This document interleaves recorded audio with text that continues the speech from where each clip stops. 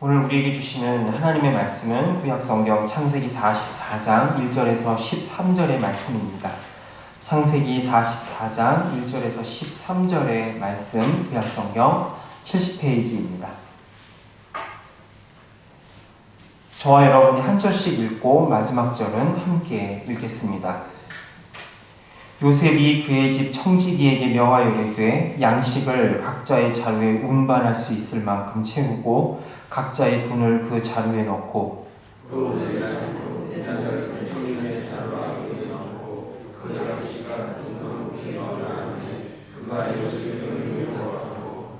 아침이 밝을 때에 사람들과 그들의 나귀들을 보내니라.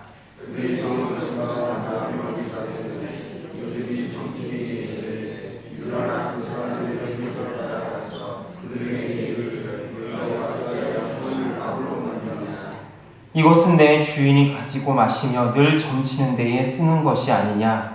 너희가 이같이 하니 악하도다 하라. 그들이 그에게 대답하되 내 주여 어찌 이렇게 말씀하시나이까. 당신의 종들이 이런 일은 결단코 아니하나이다.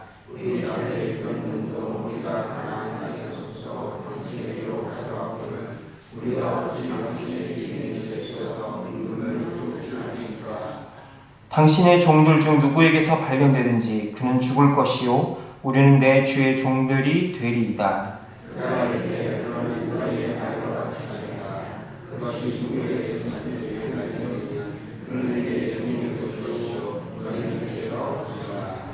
그들이 각각 급히 자루를 땅에 내려놓고 자루를 각기 푸니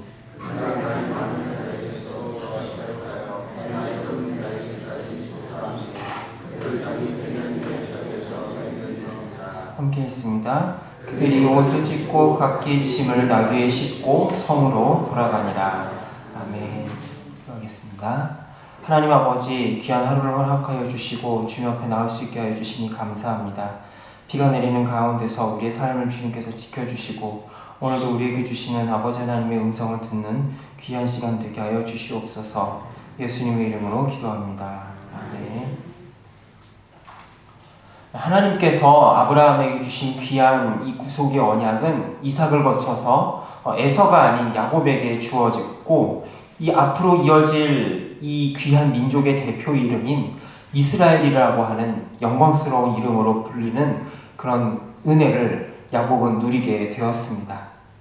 그러나 그런 영광스러운 타이틀이 야곱 자신이 짊어지고 걸어가야 할 인생의 수많은 짐들과 여러 과정들을 면제해 주는 것은 아니었다라는 사실을 보게 됩니다.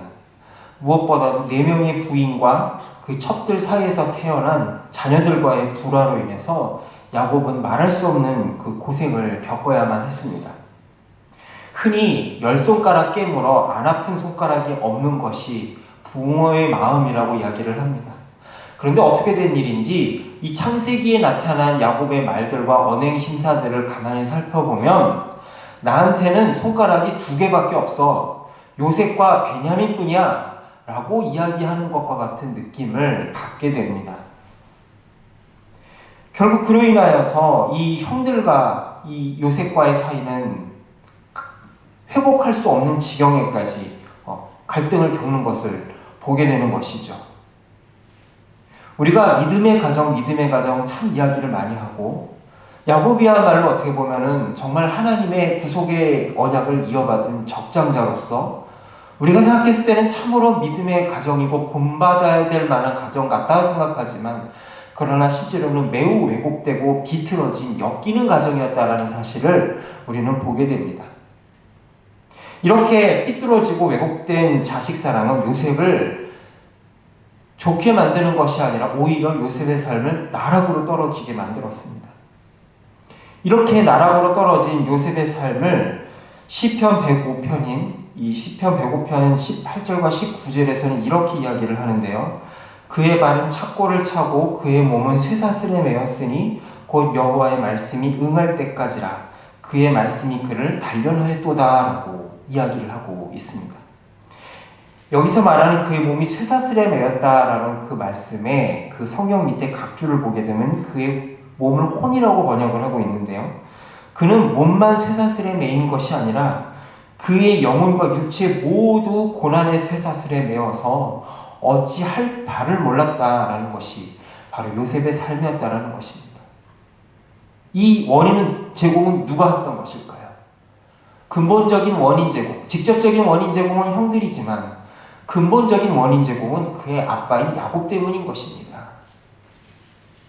이것이 바로 이 야곱의 모습이 바로 믿음의 적장자요 하나님의 약속을 이어받은 야곱의 실제 적나라한 모습이었다라고 하는 것이죠.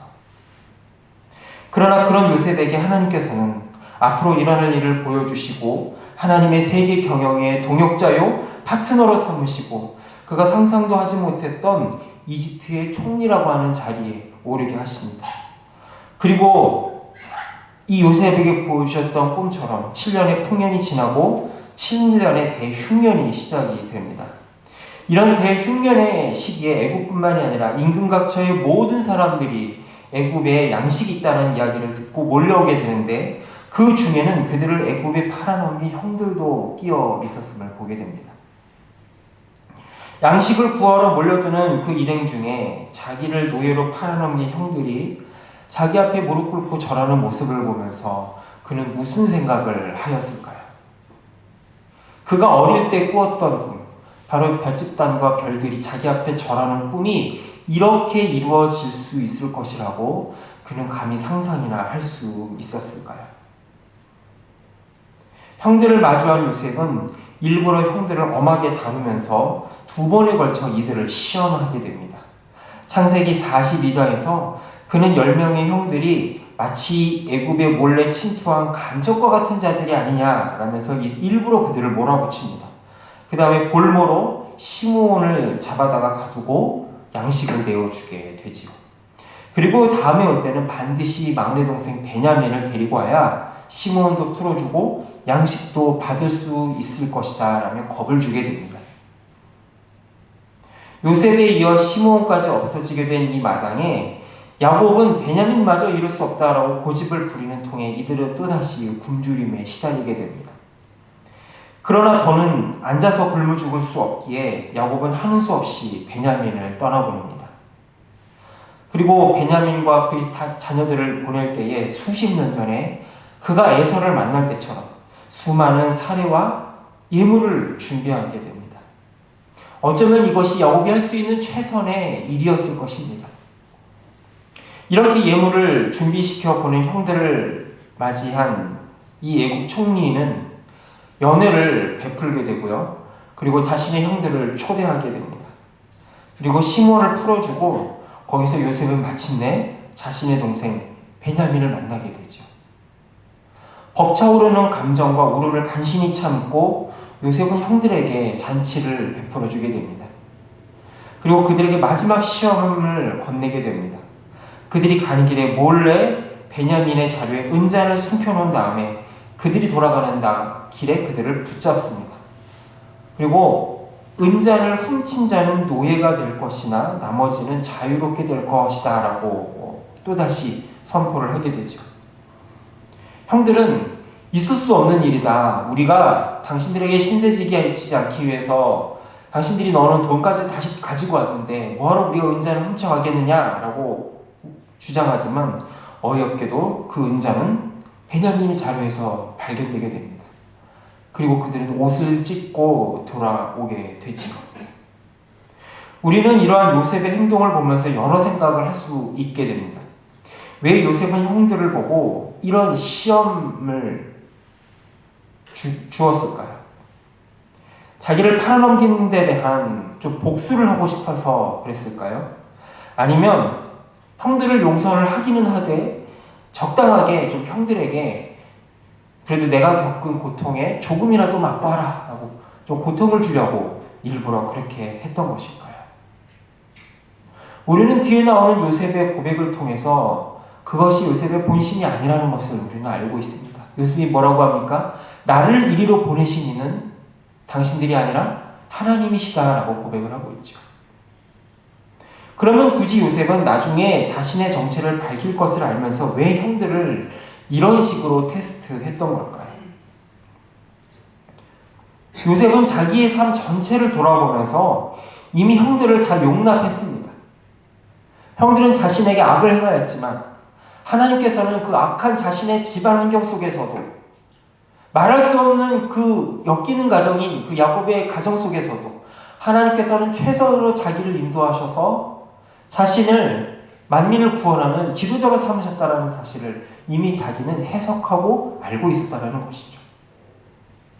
그러면 요셉은 형들을 용서했으면 그냥 처음부터 받아주면 되는데 왜 이런 시험의 절차를 거쳤던 것일까요?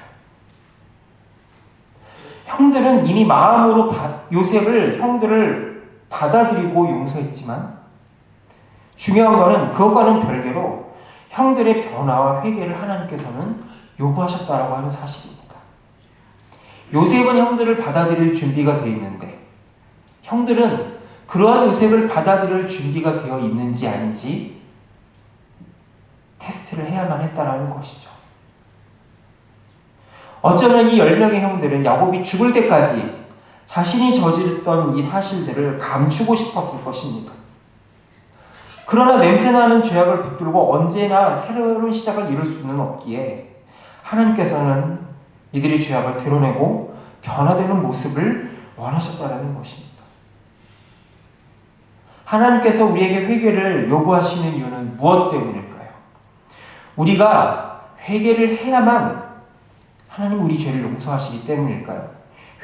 우리가 하나님께 회개하는 조건을 충족시켜야 그 결과로서 하나님의 용서가 따라오는 것이기 때문일까요? 그렇지 않습니다. 이미 하나님께서는 예수님의 십자가 안에서 우리의 모든 죄를 이미 다 용서하고 받아들이셨습니다. 그럼 문제는 뭘까요? 하나님이 우리를 용서하고 안 하고가 문제가 아니라 우리가 실제로 하나님께 돌이키고 변화되기를 요구하시기 때문에 하나님께서는 우리에게 회개를 요구하신다라는 사실입니다. 그러기 위해서는 반드시 무엇이 필요하냐? 죄를 죄로 인정하는 고백과 돌이킴이 있어야 된다는 사실이죠. 이 과정이 반드시 있어야 하기에 하나님께서는 요셉을 통해서 이 형들의 마음을 시험하시고 형들이 자신을 돌아볼 수 있는 그런 과정들을 거치게 하셨던 것입니다. 이 10명의 형들의 모습을 보십시오. 요셉을 만나서 위기에 처할 때마다 반복적으로 나오는 말들이 뭡니까? 우리가 요셉에게 저지른 죄 때문에 이런 일들이 일어나지 않았냐라는 말들이 반복적으로 이 형들에게 등장하고 있지 않습니까? 마치 노래의 후렴구처럼 등장하고 있죠. 죄라고 하는 것이 이런 것입니다. 우리를 끈덕지게 들러붙어서 우리를 정죄하고 우리를 계속해서 괴로움의 나락으로 끌어들이는 것이 바로 죄의 힘이라고 하는 것이죠. 이 죄악의 사슬에서 벗어나려면 어떻게 해야 될까요? 자신의 죄 자체로 인정하고 자백하고 무릎 꿇는 것입니다. 신약성경의 요한일서에서 사도 요한은 이렇게 이야기합니다. 만일 우리가 우리 죄를 자백하면 그는 미쁘시고 의로우사 우리 죄를 사하시며 우리를 모든 불의에서 깨끗하게 하실 것이다 라고 약속하고 계십니다. 하나님은 이미 우리를 받아주실 준비가 다 되어 있는데 문제는 뭘까요? 우리가 그런 하나님을 받아들일 준비가 되어 있느냐를 묻고 있다는 것입니다. 그러나 자신의 힘으로는 이러한 고백조차 할 수 없고 돌이킬 용기가 나지 않는 것이 우리의 솔직한 연약한 모습입니다. 인정하고 돌이켜야 되지만 그조차도 뭡니까? 우리의 힘으로는 할 수 없는 것이 우리의 연약한 모습이라는 것이고 오늘 본문에 나온 형들의 모습인 것이죠. 그래서 하나님께서는 보이지 않는 가운데 요셉을 통하여 형들을 시험하시고 그들 안에 자신의 문제를 직접적으로 보게 하시고 그리고 실제적인 변화가 일어날 수 있도록 이런 위기의 상황들을 만들어 내신 것입니다. 그리고 마침내 뒤에 나오는 유다의 고백을 통해서 우리는 보게 되죠. 요셉을 팔아넘기는데 앞장섰던 유다가 마침내는 베냐민을 위해 스스로 볼모가 되는 그런 지경으로 변화가 되는 그런 모습을 우리는 보게 됩니다. 세상의 법정은 우리를 처벌하고 정죄하기 위해서 우리의 죄를 토설하도록 강요합니다. 그래서 우리는 어떻게든지 변호사를 써서 우리의 죄를 가리고 변명하려고 하죠. 왜냐? 사실 그대로 자백했다가는 세상은 우리를 정죄하고 처벌할 것이 뻔하기 때문입니다. 그러나 하나님께서는 우리에게 요구하시는 회개는 다릅니다. 우리가 하나님 앞에 죄를 죄로 인정하고 토설하는 것은 하나님께서 우리를 회복시키시고 우리를 변화시키기 위함이지 결코 우리를 정죄하기 위함이 아니라는 사실을 우리는 잊지 말아야 될 것입니다. 성령님의 역사는 결코 우리를 정죄와 파멸이 아니라 회복으로 이끈다라는 사실을 형들을 통해서 우리는 확인하게 됩니다. 이 놀라운 성령님의 용서와 회개의 역사가 날마다 우리의 삶 가운데 넘칠 수 있기를 소망합니다.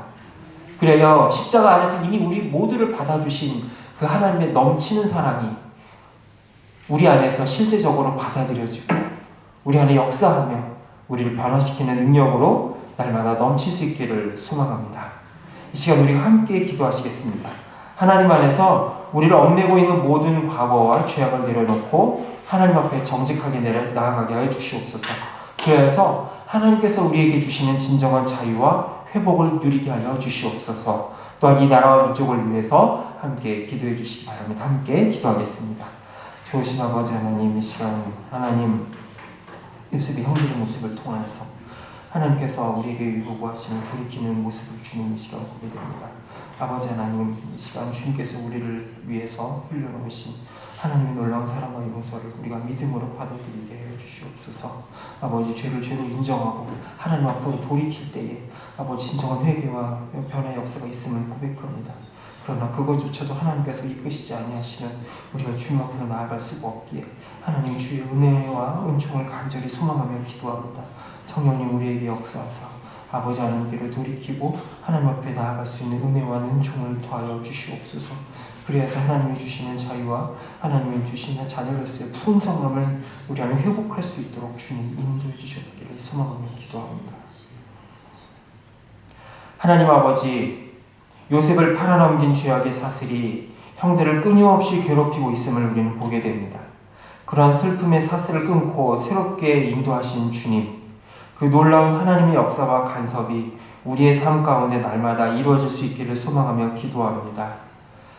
우리를 괴롭히는 모든 과거와 죄악의 사슬을 끊고 하나님이 주시는 진정한 속죄와 자유함이 우리 안에 충만하게 하여 주옵소서. 그리하여 하나님의 자녀로서의 풍성함과 은혜를 놓치지 아니하며 날마다 경험하는 우리 모두가 되게 하여 주시옵소서. 우리를 위하여 피 흘려 돌아가시고 우리를 영원히 받아주신 예수님의 이름으로 기도합니다. 아멘. 주기도로 마치겠습니다. 하늘에 계신 우리 아버지, 아버지의 이름을 거룩하게 하시며 아버지의 나라가 오게 하시며 아버지의 뜻이 하늘에서와 같이 땅에서도 이루어지게 하소서. 오늘 우리에게 일용할 양식을 주시고 우리가 우리에게 잘못한 사람을 용서하여 준 것 같이 우리 죄를 용서하여 주시고 우리를 시험에 빠지지 않게 하시고 악에서 구하소서. 나라와 권능과 영광이 영원히 아버지의 것입니다. 아멘.